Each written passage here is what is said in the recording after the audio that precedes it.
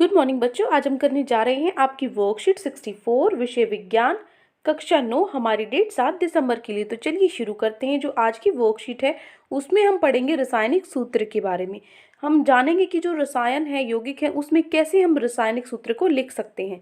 तो देखिए, किसी यौगिक का रासायनिक सूत्र उसके संघटकों का प्रतीकात्मक निरूपण होता है। निरूपण मतलब दर्शाना। किस तरीके से हम जो यौगिक है उसके अंदर जो जो संघटक होते हैं, मतलब जिस जिन चीज़ों से वो यौगिक बना है उसको हम दर्शा सकते हैं। किससे? प्रतीकात्मक, प्रतीक की मदद से। प्रतीक मतलब जो उसका चिन्ह है। जैसे हाइड्रोजन को मैं H लिख दूं, है ना, ये क्या है? हाइड्रोजन का प्रतीक है। ऑक्सीजन को O लिख दूं। तो इन तरीके से हम कैसे एक यौगिक है उसके संघटकों को हम दिखा सकते हैं। वो क्या होगा? एक रासायनिक सूत्र होगा।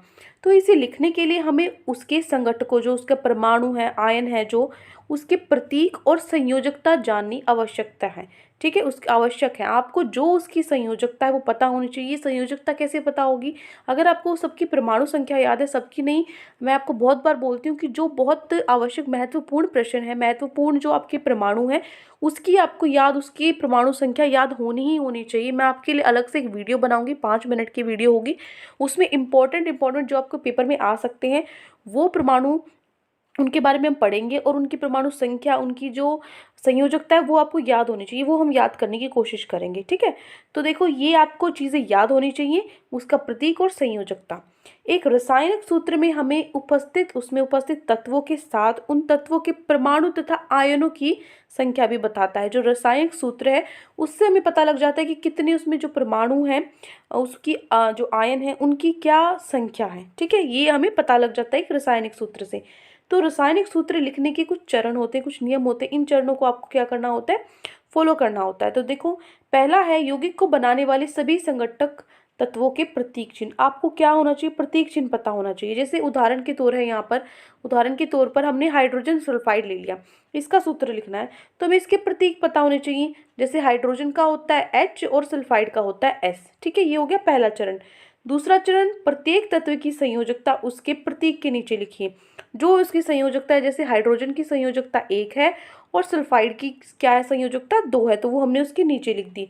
तीसरा चरण है, सब संयोजक परमाणुओं की संयोजकताएं दोनों तत्वों के साथ क्रॉस कर दीजिए। मतलब आपस में हमने क्या कर दिया? इनको क्रॉस मल्टीप्लाई कर दिया। ठीक है, H को इसके साथ कर दिया 2 को, और 1 को S के साथ कर दिया, उल्टा कर दिया इनको। तो दूसरे तत्व की संयोजकता को पहले तथा पहले तत्व की संयोजकता को दूसरे के नीचे लिखिए।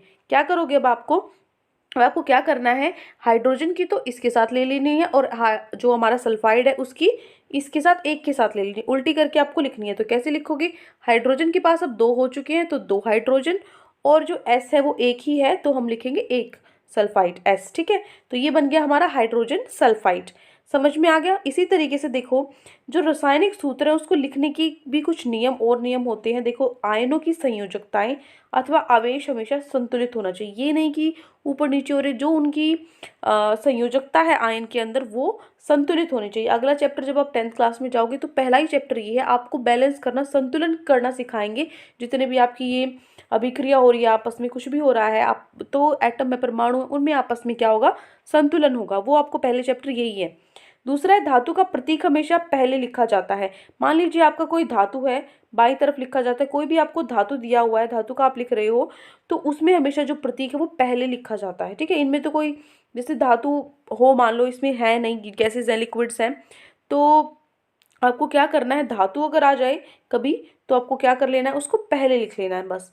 उसके बाद है, बहुपरमाणुक आयनों की उपस्थित होने पर उन्हें कोष्ठक में लिखकर संयोजकता के नीचे लिखिए। मान लीजिए जो परमाणु एक नहीं, एक से ज्यादा है, तो आप क्या करोगे? अब आपको संयोजकता भी साथ में लिखनी है और परमाणु भी पहले से ही ज्यादा हो गए। मान लीजिए क्लोरीन है, क्लोरीन के 2 परमाणु होते और इसको 2 के साथ भी लिखना है, तो कैसे? क्या 22 लिखोगे? 22 लिखोगे? नहीं। क्या करोगे? क्लोरीन अगर 2 आ जाए और आपको इसको संयोजकता भी लिखनी है तो हम इसको ऐसे लिख देंगे, क्या लगा के? ब्रैकेट लगा के। ठीक है, कोष्ठक में लिखकर हम क्या करेंगे? संयोजकता उसको नीचे यहाँ लिख देंगे। ठीक है, तो ये 3 नियम है। अब देखो, पहला तो मैं आपको समझा चुकी हाइड्रोजन सल्फाइड का सूत्र। अब हम करेंगे कार्बन डाइऑक्साइड का सूत्र। कार्बन डाइऑक्साइड में क्या होती है? कार्बन और ऑक्सीजन होती है। कार्बन होती है C, ऑक्सीजन होती है O। तो कार्बन का जो हमारा सूत्र है, जो सॉरी संयोजकता है, वो कितना है? 4 है, और ऑक्सीजन का कितना है? 2 है। तो हम इसको क्या करेंगे, तीसरे चरण में आपस में क्रॉस करा देंगे। तो कार्बन के साथ 2 हो गया और ऑक्सीजन के पास 4 आ गया। तो अब ये 2 और 4 है, 2 और 4 आपस में कट जाते हैं। देखो ये कटते नहीं है आपस में, ये इसको जिस हम लिखते हैं इस तरीके, आपको समझाने के लिए बोलते हैं कि कट जाते हैं। लेकिन ये क्या होता है, जैसे यहाँ पे 2 कार्बन अगर 4 ऑक्सीजन के साथ है तो एक कार्बन 2 ऑक्सीजन एक के साथ ही तो हुई ना, तो हम उसको CO2 ही लिख सकते हैं इस तरीके से। तो ये कटते नहीं है, आपको समझाने के लिए सिर्फ ये तरीका है। तो आप इसको काट के भी कर सकते हो ऐसे, मतलब पेपर में दिखाना मत कटे हुए, आप खुद देख लेना कि भाई कार्बन 2 है, ऑक्सीजन 4 है, तो मैं क्यों ना इन दोनों को 2 से काट दूं और C को क्या लिख दूं मैं, अब C को एक बार लिख दूं और ऑक्सीजन को 2। ठीक है, CO2 मैंने लिख दिया, कार्बन डाइऑक्साइड।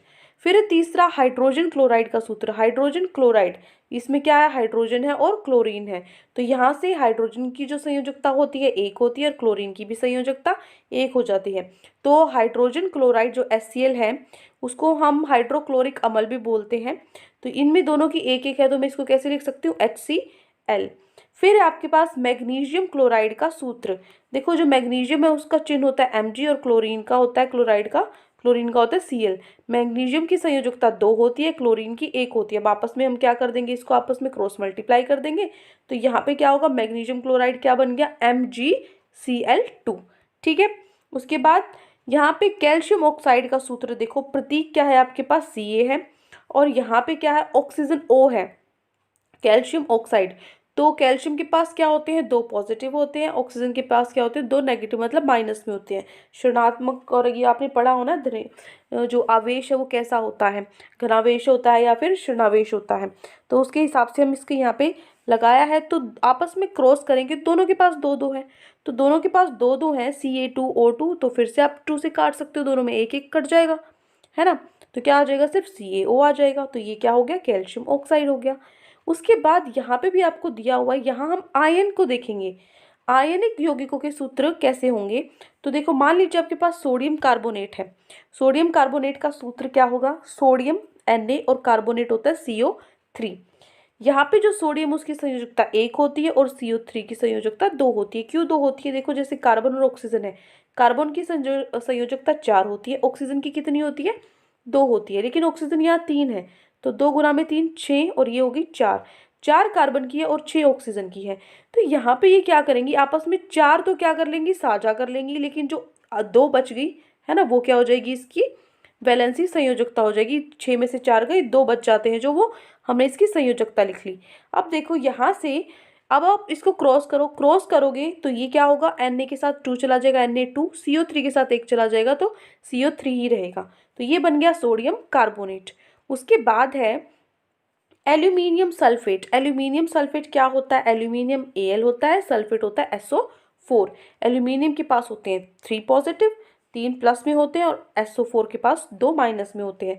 तो क्रॉस करोगे इसको तो ये La तो 2 हो गया और SO4, अब देखो यहाँ पे आ गया, SO4 पहले से ही लिखा हुआ है और आपको इसको 3 के साथ भी लिखना है, तो क्या 43 लिखोगे, नहीं, हम क्या करेंगे, कोष्टक में लिखेंगे इसको।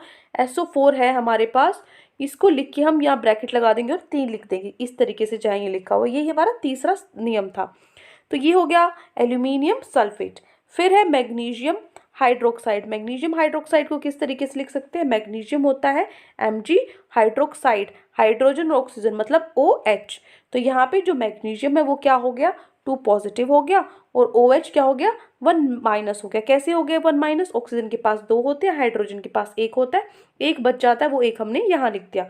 तो अब इसको आप क्रॉस करोगे इनको, तो जो मैग्नीशियम है वो 1 ही मिलेगा उसको और जो ऑक्सीजन है वो 2 मिलेंगे। अब आप कहोगे माइनस प्लस कैसे पता चलेगा, इसके साथ प्लस लगेगा, इसके साथ माइनस लगेगा। तो ये तो मैं आपको अच्छे से समझा चुकी हूँ कि क्या करना होता है कि जो वैलेंसी है, जो देता है, ठीक है, जो देगा, मान लीजिए सोडियम है 2 8 1, ये एक अपना साथ लेने की बजाय 1 दे देगा, तो जो देता है वो क्या होता है, अच्छा होता है, तो उस पर प्लस का साइन हो जाता है, ठीक है, प्लस। तो इसकी जो संयोजकता होगी वो +1 होगी, इसलिए यहाँ पे +1 या जो भी -2 है, अगर कोई ले रहा है तो उस पर माइनस लग जाती है, ठीक है। अब देखो उसके बाद है एल्यूमिनियम सल्फेट। एल्यूमिनियम सल्फेट में क्या होगा, सॉरी अमोनियम सल्फेट, अमोनियम क्या होगा, NH4 होता है, अमोनियम सल्फेट क्या होता है, SO4। तो यहाँ पे NH4 के पास जो संयोजकता होगी 1 होगी, SO4 की कुल मिलाकर देखी जा रही है यहाँ पे संयोजकता 2 माइनस होगी।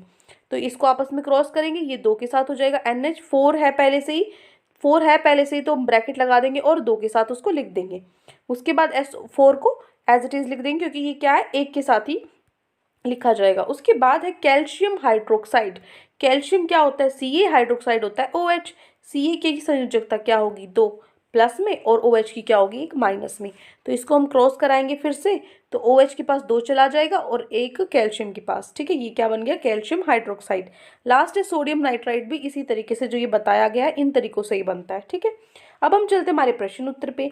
4 हमें प्रश्न उत्तर दिए हुए हैं। पहला हमारा प्रश्न है, आज बेटा मैं आपके लिए टाइप नहीं कर पाई जो क्वेश्चंस है, तो मैंने अपने हाथ से लिखे हैं, तो आई होप अच्छे से आपको कोई दिक्कत नहीं होगी, समझ में आ जाएंगे। कोई भी दिक्कत है तो आप कमेंट्स में तो मुझसे पूछ ही सकते हैं, ठीक है। सॉरी थोड़ा सा लेट भी हो गया क्योंकि मुझे पहले ही दिन कल ही वीडियो डालनी थी, लेकिन अब जल्दी जल्दी में थोड़ा मैंने कॉपी पे ही लिख दिया, टाइप करने का टाइम नहीं मिला, तो आज थोड़ा सा एडजस्ट कर लेना। अब देखो प्रश्न उत्तर करते हैं। पहला प्रश्न है, एक रासायनिक सूत्र क्या प्रदर्शित करता है, ठीक है। क्या प्रदर्शित करता है, तो उत्तर में आप लिखोगे एक रासायनिक सूत्र हमें उसमें उपस्थित तत्वों के साथ उन तत्वों के परमाणु तथा आयनों की संख्या भी बताता है। क्या बताता है हमें, जो उसमें तत्व है उनके बारे में तो बताता ही है, उसमें जो परमाणु और आयन की संख्या है वो भी हमें बताता है।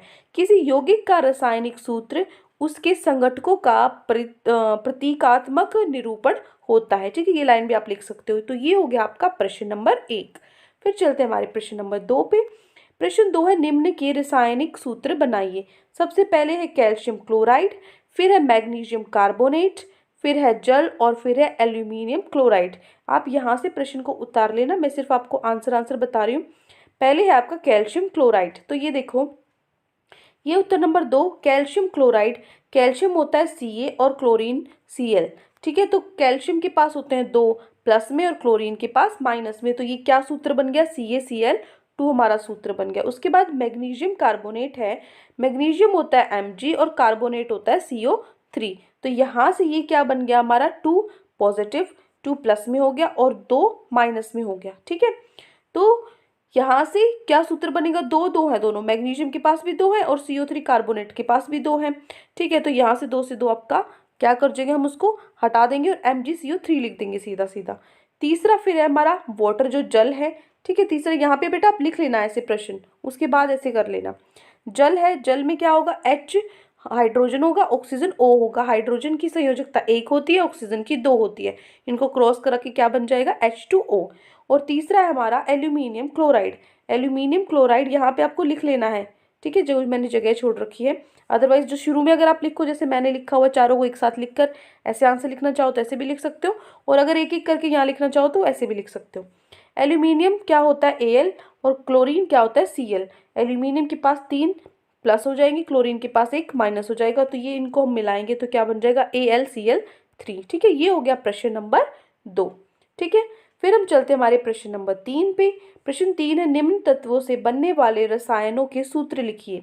नाइट्रोजन और हाइड्रोजन, नाइट्रोजन और ऑक्सीजन, कैल्शियम और ऑक्सीजन, इनसे कौन से जो रसायन है बनते हैं उनके फॉर्मूले आपको लिखने हैं, ठीक है। तो चलो प्रश्न नंबर 3 करते हैं। सबसे पहले है नाइट्रोजन और हाइड्रोजन ए पार्ट, तो ए पार्ट में आप लिखोगे NH3, अमोनिया बनता है नाइट्रोजन और हाइड्रोजन से।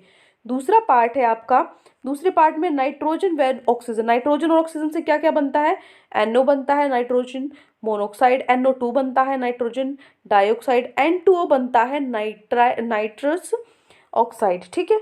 और तीसरा आपका पार्ट है कैल्शियम व ऑक्सीजन।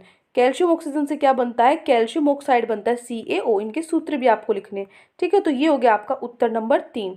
फिर हम चलते हैं हमारे प्रश्न नंबर 4 पे। आखिरी प्रश्न है आपका, धनावेशित और ऋणावेशित आयनों के 2 2 उदाहरण आपको लिखने हैं, मतलब जो प्लस में होते हैं और जो माइनस में होते हैं, ठीक है।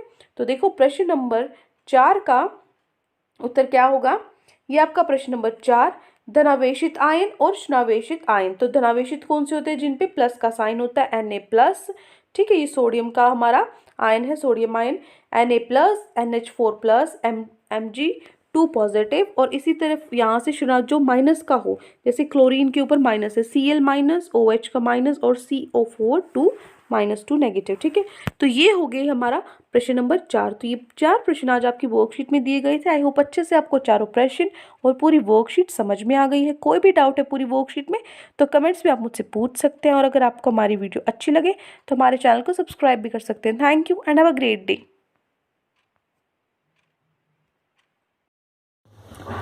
नमस्कार बच्चों, मेरा नाम है राहुल और आप देख रहे हैं सीबीएसई क्लास। तो कार्यपत्र 64 7/12/2020 कक्षा 9वीं विषय विज्ञान। चलो अब की बार कौन से पार्ट से लिया गया है डीओई वालों ने नहीं दिखाया है, लेकिन कोई बात नहीं, हमारे सीबीएसई क्लास पे तो आपको ये चीज तो दिखानी बनती ही है।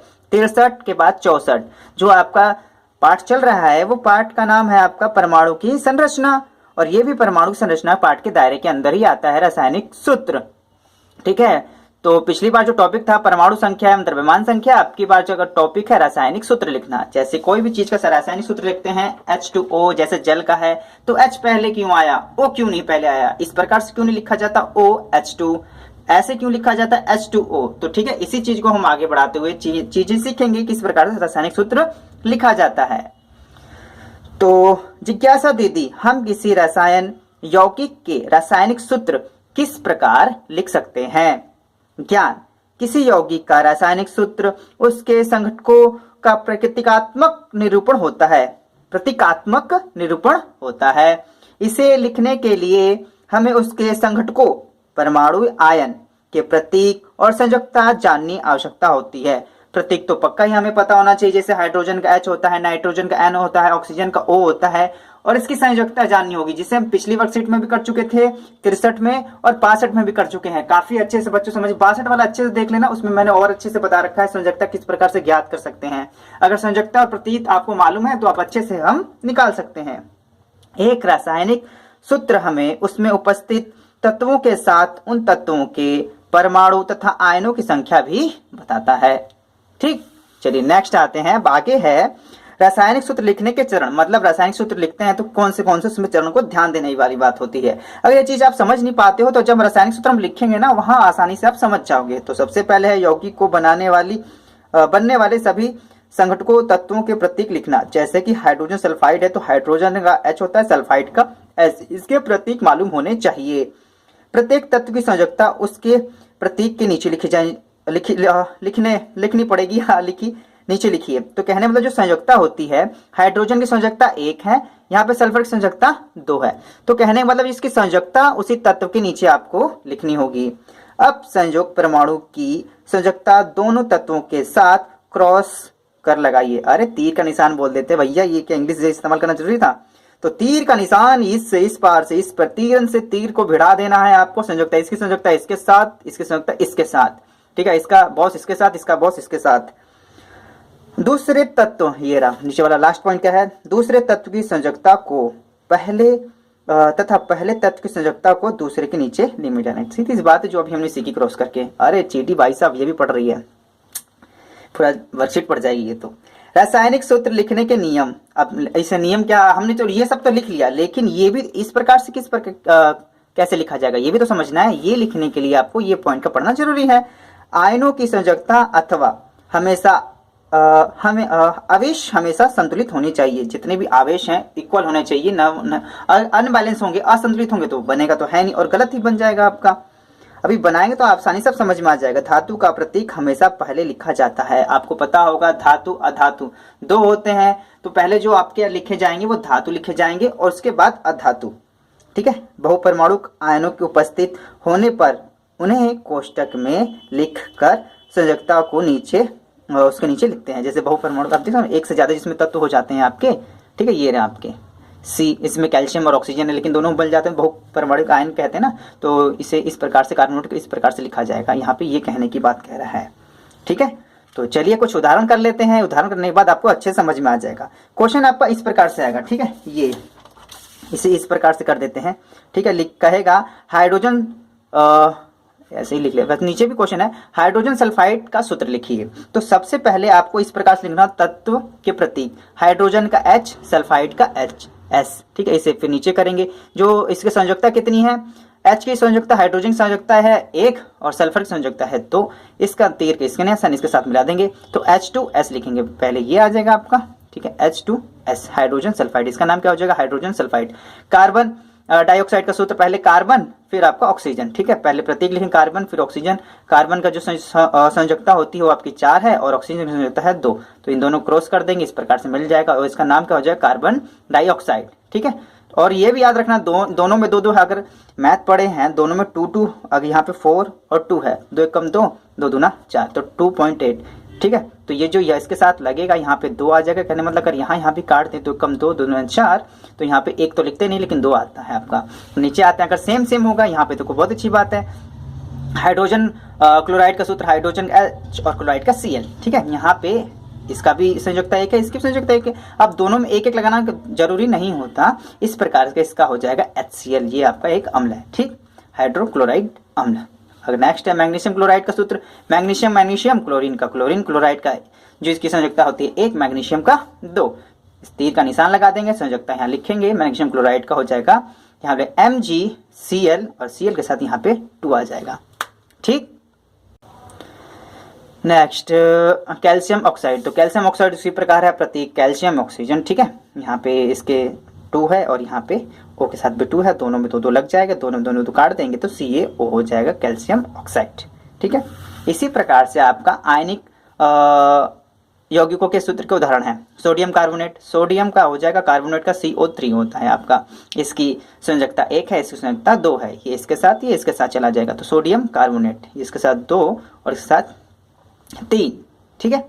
तो 3 तो पहले से ही है और यहाँ 1 लगाना, तो 1 तो लगाने कोई मतलब नहीं होता, जब इसके साथ 1 तो लगाएंगे नहीं, वही का वही आ जाएगा यहाँ पे, और CO3 क्यों है? 3 पहले से था। एल्यूमिनियम सल्फेट, एल्यूमिनियम का आपका, ठीक है, 3 संयोजकता इसकी 2, तो इसे जब क्रॉस करेंगे तो यहाँ पे होल्ट वाइज में लग के 3 हो जाएगा, होल्ट वाइज में लग के 3, ये 3 बाहर है और ये वाला है और जो 4 है वो पहले से ही है। मैग्नीशियम हाइड्रोक्साइड, मैग्नीशियम का संयोजकता 2, ऑक्सीजन की 1, ठीक है। जब क्रॉस मल्टीप्लाई करेंगे तो मैग्नीशियम यहाँ आ जाएगा, याद रखना, और ये आपका जो है आपका OH और बाहर की तरफ 2 लग जाएगा, क्योंकि दोनों पे लगाना है, आपकी बार दोनों पे लगाना है, याद रखना। अमोनिया सल्फेट, अमोनिया NH4 और सल्फेट का SO4, जो इसका संयोजकता है 1 है और इसकी संयोजकता 2 है, तो जो क्रॉस मल्टीप्लाई लगाएंगे, यहाँ पे क्रॉस लगा ही लेते हैं, खाली स्थान दे रखा तो भर लेते हैं, ठीक है, ऊपर भी दिया हुआ है, इसकी संयोजकता इसके साथ, इसकी संयोजकता इसके साथ, खाली स्थान दे रखा तो इसकी संयोजकता इसके साथ, इसकी संयोजकता तीर थोड़ा सा टेढ़ा हो गया, ठीक है। इस प्रकार से हो जाएगा NH4 होल ट्वाइस बार में 2 SO4। कैल्शियम ऑक्साइड, कैल्शियम ये हाइड्रोक्साइड, तो तीर का निशान इस प्रकार से, तीर का निशान इस प्रकार से लगा देंगे, तीर में थोड़ा तिरछा हो रहा है क्योंकि मुझे कैमरे में देखना हो रहा है, तो हो जाएगा CaO whole twice OH, calcium hydroxide. इसी प्रकार से बन जाएगा आपका। अब आते हैं अपने प्यारे प्रश्न पर, कि जो बहुत बच्चों का इसे इंतजार रहा होगा, ठीक है। तो सबसे पहले है एक रासायनिक सूत्र क्या प्रदर्शित करता है, तो ठीक है, थोड़ा सा मैंने इसमें बड़ा सा आंसर लिख रखा है थोड़ा सा, ठीक है, अपनी तरफ से। तो इस प्रकार लिखिएगा, रासायनिक सूत्र किसी रासायनिक यौगिक से इस प्रकार निरूपित करता है, मतलब क्या निरूपित करता है, यही तो दिखाना है, जिससे पता चलता है कि वह यौगिक किन किन तत्वों के कितने कितने परमाणुओं से मिलकर बना है तथा आयनों की संख्या को भी बताता है। बस इतना लिखना, इसमें हो जाएगा आपका। अब नेक्स्ट है निम्नलिखित के रासायनिक सूत्र लिखिए। पहला है calcium chloride, magnesium carbonate, aluminium chloride, ठीक है, ABC करके है, तो इसका भी अब हमने ABC करके ही लिखा हुआ है। पहला है कैल्शियम क्लोराइड का सूत्र, प्रतीक संयोजकता, प्रतीक कैल्शियम का C, क्लोराइड का Cl, इसकी संयोजकता होती है 2, इसकी संयोजकता होती है 1, और बार बार कहूंगा जो हमने संयोजकता वाला है वो 63 और हम 62 में पढ़ चुके हैं संयोजकता, ठीक है, वो आप चैप्टर देख लीजिएगा, वो वर्कशीट देख लीजिएगा, वो आपको संयोजकता अच्छे समझ में आ जाएगी। अब इसके साथ ये लगाएंगे और इसके साथ 1 लगाएंगे, तो 1 तो लिखते नहीं है, CaCl2 इसका आंसर हो जाएगा। नेक्स्ट था मैग्नीशियम कार्बोनेट, ठीक है, प्रतीक लिखेंगे मैग्नीशियम का Mg, कार्बोनेट का CO3, ठीक है, तो मैग्नीशियम के साथ यहाँ पे 2 लग जाएगा, अब इसके साथ भी 2 लग जाता, होल ट्वाइस के साथ 2 लगता, लेकिन दोनों में 2 और 2 है, जैसे मैंने बताया दोनों में कैंसिल हो जाएगा, इसी वजह से Mg का Mg, CO3 का यही आ जाएगा, तो मैग्नीशियम कार्बोनेट का यही है, ठीक। इसका जो C वाले पार्ट पे चलते हैं, C वाला पार्ट है आपका जल का सूत्र, प्रतीक H और O, संयोजकता हो इसकी संयोजकता इसके साथ, इसकी संयोजकता इसके साथ। अब जल का आपको पता है ये हाइड्रोजन ऑक्सीजन से मिलकर बने होते हैं, H2O आपका हाइड्रोजन के साथ यहाँ पे 2 और ऑक्सीजन के साथ यहाँ पे एक लग जाएगा। ठीक, इसी प्रकार से आपका हो जाएगा H2O।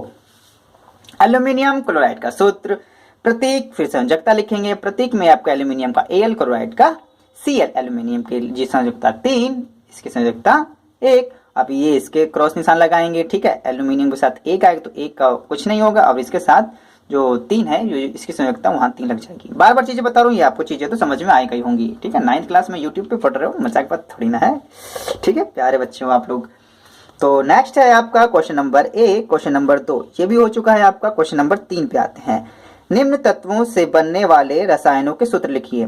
नाइट्रोजन और ऑक्सीजन अगर मिलाएंगे तो क्या बनेगा? नाइट्रोजन और ऑक्सीजन। ठीक है, यहाँ पे नाइट्रोजन, सॉरी हाइड्रोजन है, hydrogen, nitrogen oxygen, calcium oxygen. ठीक है, तो क्वेश्चन नंबर 3 है। क्वेश्चन नंबर 3 मैंने इस प्रकार से लिखा है। सबसे पहले आपका ए है नाइट्रोजन और ऑक्सीजन, ऑक्सीजन था ये आपका हाइड्रोजन, सॉरी हाइड्रोजन, हाइड्रोजन।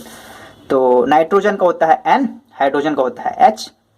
इसकी जो संयोजकता होती है 3 और इसकी संयोजकता होती है 1। अब दोनों में जब क्रॉस करेंगे तो ये इसके साथ आपका N का N आ जाएगा और इसके साथ H3। ठीक है, अब यहाँ पे ये देखने की बात है, इसका जो नाम हो जाएगा अमोनिया। ठीक, ज्यादा मुश्किल भी नहीं है आपका। बी वाले हिस्से में आपका नाइट्रोजन और ऑक्सीजन था, तो बी वाले हिस्से में नाइट्रोजन और ऑक्सीजन ले लेते हैं। नाइट्रोजन की संयोजकता होती है 3, ऑक्सीजन संयोजकता होती है 2। ये इसके साथ लग जाएगा, ये इसके साथ लग जाएगा, ये हो जाएगा N2O3, नाइट्रोजन ट्राइऑक्साइड। क्या हो जाएगा? Nitrogen trioxide. अब जो इसका सी वाले हिस्से में था कैल्शियम और ऑक्सीजन, तो कैल्शियम और ऑक्सीजन के लिए हो जाएगा आपका, कैल्शियम के लिए Ca, ऑक्सीजन के लिए O। अब दोनों की जो संयोजकता है 2-2 है, तो कैल्शियम कैंसिल हो जाएगा, कैंसिल हो जाएगा, कैल्शियम हो जाएगा, कैंसिल हो जाएगा। ठीक है, ये इसके साथ मिला देंगे। 3 का निशान थोड़ा सा तिरछा जा रहा है, आप लोग फुट्टा लगा के मिलाइएगा। ठीक है, हाथों में ठंडे लग रही है, तो कैल्शियम ऑक्साइड, इसका नाम हो जाएगा कैल्शियम ऑक्साइड। अगला है धन आवेशित और ऋण आवेशित आयनों के 2-2 उदाहरण लिखिए। तो आपकी है धन आवेशित के लिए ये रहा आपका प्रतीक के निशान। धन आवेशित जो होते हैं जो आयनों को देते हैं, और ऋण आवेशित जो आयन लेते हैं। तो सोडियम पे प्लस चार्ज होगा, पोटेशियम के पे भी प्लस चार्ज, ये धन आवेशित है। और ऋण आवेशित क्लोराइड Cl पे माइनस, सल्फाइड पे 2 माइनस, मतलब इसे 2 इलेक्ट्रॉन लेने होते हैं, इसे ऋण आवेशित है। ठीक, तो माय सीबीएसई क्लास के लिए आज इतना ही रहेगा। ठीक है, माय सीबीएसई क्लास की वीडियो को देखने के लिए धन्यवाद। जय हिंद, जय भारत।